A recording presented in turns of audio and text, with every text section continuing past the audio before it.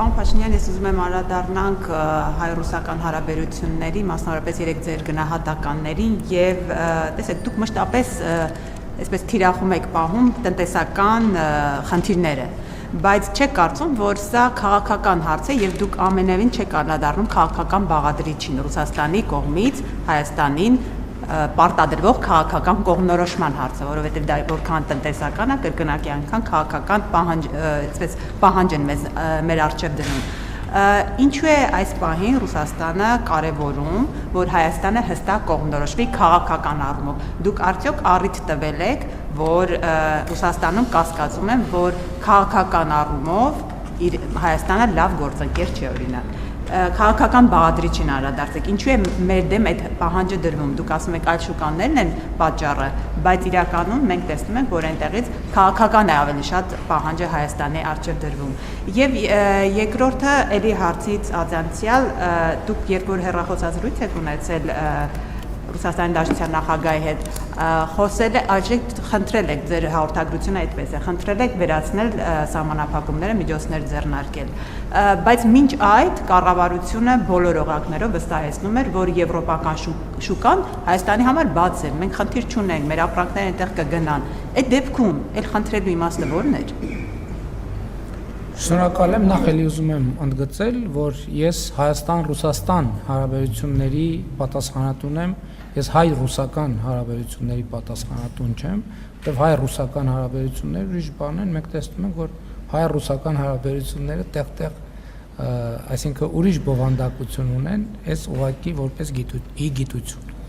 Ինչ վերաբերում է քաղաքական բաղադրիչին, դուք երեք կուսակցության գրասենյակի մոտ բրիֆինգին ներկա եք, ես ինքս այդ քաղաքական բաղադրիչին անդրադարձա, առանց նույնիսկ դուք հարց չեք տալիս դրա մասին։ Ես ճիշտ է դրա վերնագիրը անոնց չարի, հիմա ես կխոսեմ քաղաքական բաղադրիչի մասին։ Բայց շատ հստակ ասել եմ, ձեր հարցի պատասխանը երեք մանրամասն, չգիտեմ, ձեր հարցինի պատասխան թե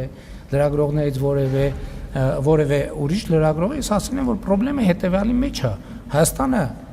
որոշել է ունենալ այլընտրանքներ։ Իչև այս Հայաստանը չի ունեցել այլընտրանքներ, չի ունեցել։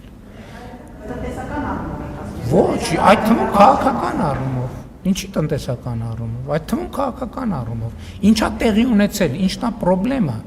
Խնդրեմը հետեւյալի մեջ է։ Հայաստանը ռազմավարական հարաբերությունների փաստաթուղթ է ստորագրել Չինաստանի հետ։ Հայաստանը ռազմավարական հարաբերությունների փաստաթուղթ է ստորագրել Միացյալ Նահանգների հետ, Հայաստանը ռազմավարական հարաբերությունների փաստաթուղթ է ստորագրել Մեծ Բրիտանիայի հետ, Հոլանդիայի հետ, Ֆրանսիայի հետ եւ այլն եւ բազմաթիվ այլ պետությունների հետ։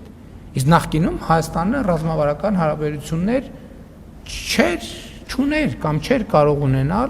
այսքան գործընկերների հետ։ Խնդրեմը այդտեղ է։ Ես չեմ կարող Ռուսաստանի զգացմունքների մասին ասել, ես կարող եմ ասել, որ Ռուսաստանը խնդիր է տեսնում այդտեղ, եւ այդտեղ էլի էքսկլյուզիվության բաղադրիչ կա, կամ մեծ խնդիրը հետեւյալն է, կամ էքսկլյուզիվ են հարաբերությունները, կամ հարաբերություններ չպետք է լինեն։ Մենք չենք ընդունում այդ մոտեցումը։ Մենք ասում ենք հարաբերությունները էքսկլյուզիվ չեն, բայց հարաբերություններ պետք է լինեն։ Եվ սա լեգիտիմ դիրքորոշում է, սրա մասին է խոսքը։ Ինչ վերաբերում է կողմնորոշվելուն, ես ասում եմ, մենք մեր պատմության փորձը ցույց է տվել, տեսեք, դուք ասում եք լավ գործընկեր, թե լավ գործընկեր չի Հայաստանը։ Հայաստան 2022 թվին ինչով լավ գործընկեր չէր, որ հավաքական անվտանգության պայմանագրի կազմակերպությունը իր ֆունկցիաները չկատարեց։ Ինչով լավը չէր Հայաստանի Հանրապետությունը։ Ինչ էր արել Հայաստանի Հանրապետությունը։ Ում էր վատություն արել Հայաստանի Հանրապետությունը։ Հայաստանի Հանրապետությունը ինչով էր վատը, ինչ վատ բան էր արել Հայաստանի Հանրապետությունը, որ այդ ամեն ինչը տեղի չունեցավ։ Ինչով էր Հայաստանի Հանրապետությունը վատը, որ Ղարաբաղում ռուս խաղապահները իրենց գործառույթները չկատարեցին։ 2022 թվականի հոկտեմբերի 6-ի մեջ է խնդիրը, բայց դրանից առաջ դեպքեր են եղել։ Ինչով էր վատը Հայաստանի Հանրապետությունը։ Այսինքն ես նորմալ է, որ դուք այդ հարցը տալիս եք, ես հարգանքով եմ վերաբերվում դրան, բայց էլի եմ ասում, իսկ ինչի անընդհատ մեր կանխավարկածը այն, որ մենք ենք պարտադիր ինչ որ վատ գործընկեր։ Կամ Հայաստանի Հանրապետությունը ում էր ինչ արել, որ Բելարուսի նախագահը հայտարարի, որ գիտեք ինչ, դե Հայաստանը ում է պետք։ Ինչն էր վատ արել Հայաստանի վատություններ արել ինչ որ մեկին։ Բելարուսին վատություններ արել Հայաստանի Հանրապետությունը։ Ոնց կարելի է երկրի, ինքնիշխան երկրի մասին այդպես խոսալ։ Հիմա մենք ցույց ենք տալիս, թե ում է պետք Հայաստանի Հանրապետությունը։ Հարգարժան գործընկերը Բելարուսի նախագահը փնտրում եւ չէր գտնում այդ հարցի պատասխանը։ Հիմա մենք ցույց ենք դնում այդ հարցի պատասխանը։ Հայաստանի Հանրապետությունը պետքա Չինաստանին, Միացյալ Նահանգներին, Եվրամիությանը, Իրանի Իսլամական Հանրապետությանը եւ այդ բոլոր գործընկերներն էլ Հայաստանի Հանրապետությանն են պետք։ Մեծ հարգանքով Վրաստանը Հայաստանի Հանրապետությանը շատ պետք է, Հայաստանի Հանրապետությունն է Վրաստանին է պետք, Ֆրանսիային, Գերմանիային, Լեհաստանին, Մեծ Բրիտանիային։ Այս է ամբողջ պատմությունը։ Շուկաներ։ Որովհետև խնդրել եմ այս տրամաբանությամբ, որ ես չեմ ընդունում, որ կամ հարաբերությունները էքսկլյուզիվ են, կամ էլ չկա հարաբերություն։ Ես խնդրում եմ եւ որ մեր դիրքավորմանը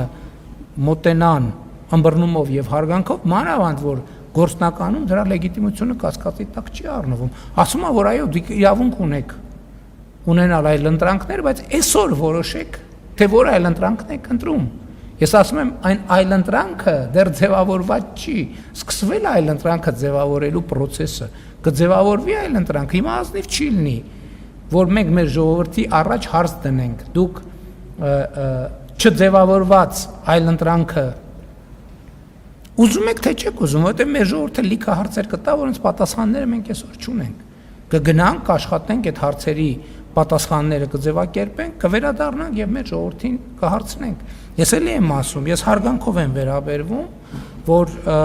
Եվրասիական տնտեսական միության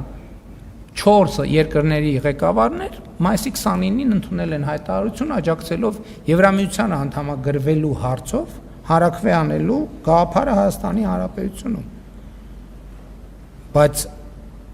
առարկան դեռևս գոյություն չունի։ Ես շատ հստակ ասել եմ իմ դիրքորոշումը եւ վերահաստատում եմ, որ նման հարցով հանրակրվե անելու համար Հայաստանը պետքա գոնե դիմաց լինի, ել չեմ ասում առավել տրամաբանականը, որ Հայաստանը գոնե անդամության տեխնացուի կարգավիճակ ունենա։ Կամ արդեն այդ հարցը լինի օրակարգում, այդ ժամանակ շատ տրամաբանական կլինի իրականացնել հանրակրվե այդ հարցով եւ անհրաժեշտ կլինի։